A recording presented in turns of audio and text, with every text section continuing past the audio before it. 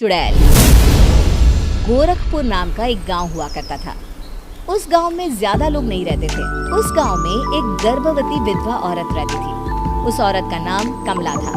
कमला अपने घर में अकेली रहती थी। उसके पति की सारी जायदाद उसके नाम हो गई थी, पर सभी गांव वाले उस औरत को मनहूस औरत समझा करते थे और सभी उससे नफरत किया करते थे।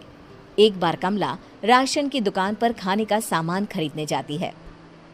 भैया जी, जरा 1 किलो दाल चावल देना। अरे हाय हाय हाय हाय हाय! अरे मनहूस औरत, मेरी दुकान में अपशुगन करवाने आ गई क्या? हैं? चल जा यहाँ से। मैं कुछ नहीं देने वाला हूँ तुझे। भाग भाग यहाँ से, चल जा निकल। भैया जी, ऐसा मत कहिए। मैं गर्भवती हूँ, मुझे खाने की बहुत जरूरत है। मुझे खाना दे दीजिए। दुकानदार कमला को वहाँ से धक्के मारकर भगा देता है।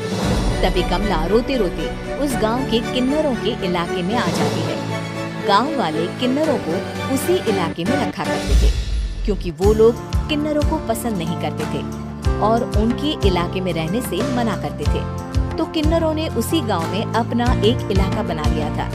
जब किन्नर लोग देखते हैं कि एक गर्भवती महिला रोते रोते उनके इलाके में आ गई है, तो सारे किन्नर कमला के पास जाकर उसका हाल पूछने लगते हैं। क्या हुआ बहन, तुम्हारी गर्भवती अवस्था में इतनी बुरी हालत कैसे? तुम रो क्यों रही हो? तुम डरो मत, हम तुम्हें कोई नुकसान नहीं पहुंचाएंगे। तुम शांत होकर सब बताओ कि हुआ क्या है। मैं कमला हूँ। मैं गांव के दूसरे इलाके से आई हूँ। 2 महीने पहले ही मेरे पति की मौत हुई है। मुझे गांव के लोग मनहूस मानते हैं, क्योंकि मैं विधवा हूँ और गर्भवती भी। वहाँ के लोग मुझे खाने के लिए कुछ बेचने के लिए भी तैयार नहीं, जिससे मेरा गुजारा नहीं हो रहा था। कोई बात नहीं कमला, हम तुम्हारा ख्याल रखेंगे। किन्नर लोग कमला को एक खाली घर में रहने के लिए जगह दे देते हैं और उसकी देखभाल भी करते हैं। कुछ ही महीने बाद कमला अपने बच्चे को जन्म देती है, पर अफसोस, कमला बच्चे को जन्म देते ही अपनी जान गंवा देती है। जब सब किन्नर बच्चे को देखते हैं तो बहुत खुश हो जाते हैं, क्योंकि वो बच्चा भी किन्नर ही था। कमला ने एक किन्नर बच्चे को जन्म दिया था। अब इस बच्चे की देखभाल कौन करेगा? हम तो इस बच्चे को गांव के दूसरे इलाके में भी नहीं भेज सकते। और तो क्या हुआ, इस बच्चे की माँ नहीं रही तो हम इसे पालेंगे। अब ये हमारे इलाके में रहेगा, हमारे साथ रहेगा। फिर वो किन्नर उस किन्नर बच्चे को गोद ले लेते हैं, उसका नामकरण कराते हैं। उस किन्नर बच्चे का नाम शक्ति रखा जाता है। देखते ही देखते शक्ति बड़ी होने लगती है। उसके रंग रूप बहुत सुंदर थे। वो बहुत सुंदर किन्नर दिखती है। एक दिन शक्ति एक किन्नर से पूछती है, माँ जी सुनिए ना, ये गांव के दूसरे इलाके में भी तो लोग रहते हैं, तो हम वहाँ क्यों नहीं जाते? हम उनसे अलग क्यों रहते हैं? शक्ति, क्योंकि वो लोग हमारे जैसे नहीं, वो लोग हमें पसंद नहीं करते, इसीलिए हम उनसे अलग रहते हैं। क्यों?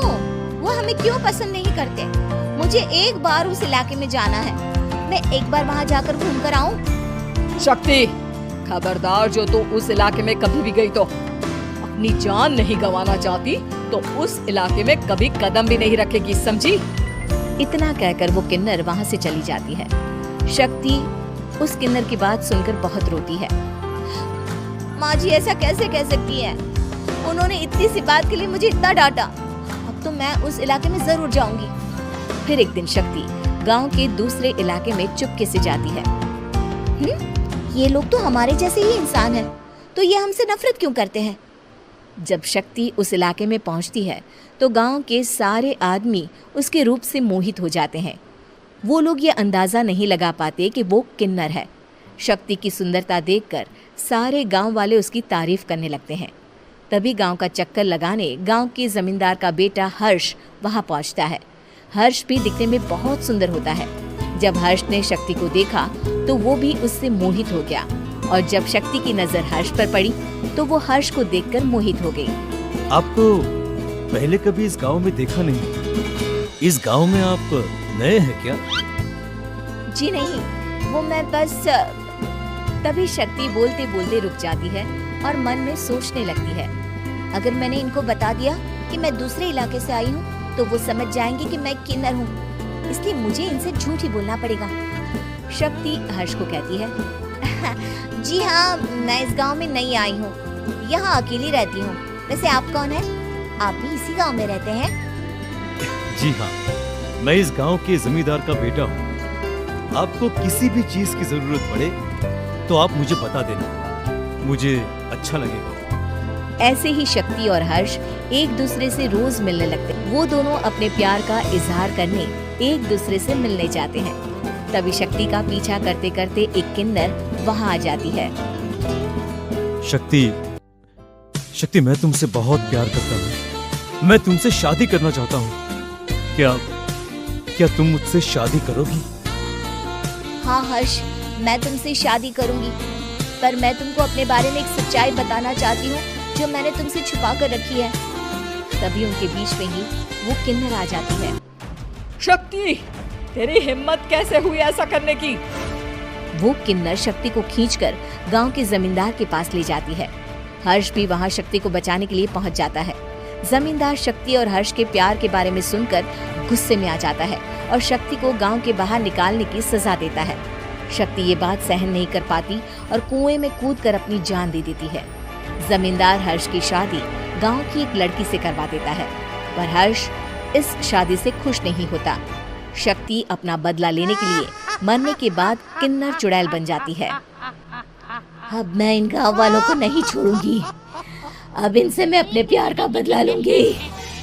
किन्नर चुड़ैल गांव वालों को परेशान करना शुरू कर देती है। एक बार वो रात को गांव के खेतों में पहुंच जाती है और वहां आग लगा देती है।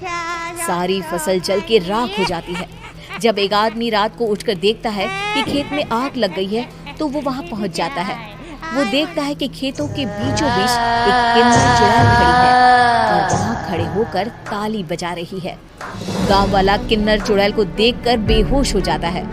जब सुबह उस आदमी को होश आता है तो वो सीधा जमींदार के पास जाता है। अरे जमींदार साहब, अरे वो किन्नर चुड़ैल ने मेरी सारी फसल जला दी। अब मैं क्या करूंगा? क्या होगा मेरा? जमींदार चुड़ैल किन्नर का नाम सुनते ही सब कुछ समझ जाता है। अब वो बहुत डर जाता है। उसी रात को जब जमींदार डर के मारे अपने कमरे में सो नहीं पाता, तभी वहां अचानक से किन्नर चुड़ैल आ जाती है। किन्नर चुड़ैल जोर जोर से जमींदार के आगे खड़ी होकर हंसने लगती है और ताली बजाने लगती है। जमींदार उस डरावनी किन्नर चुड़ैल को देखकर बहुत डर जाता है। तूने मेरे साथ बहुत बुरा किया, अब मैं तुझे जान से मार दूंगी। नहीं, मुझे माफ कर दो, मुझे मत मारो। मैं कभी ऐसा दोबारा नहीं करूंगा। अब तुम जो बोलोगी वही मैं करूंगा।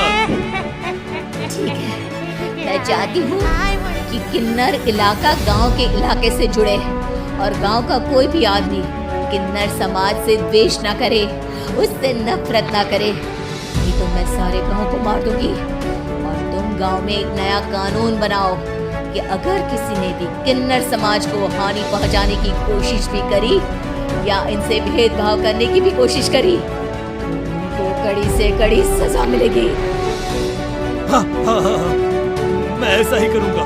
तुम जो बोलोगी वो मैं करूंगा, पर मुझे जाने दो प्लीज। तब वो किन्नर चुड़ैल वहां से चली जाती है। गांव का जमींदार किन्नर चुड़ैल का कहा मानते हुए दोनों इलाकों को एक कर देता है और नया कानून भी लागू कर देता है। तब से वहां किन्नर समाज और बाकी गांव वाले शांतिपूर्वक रहने लगते हैं।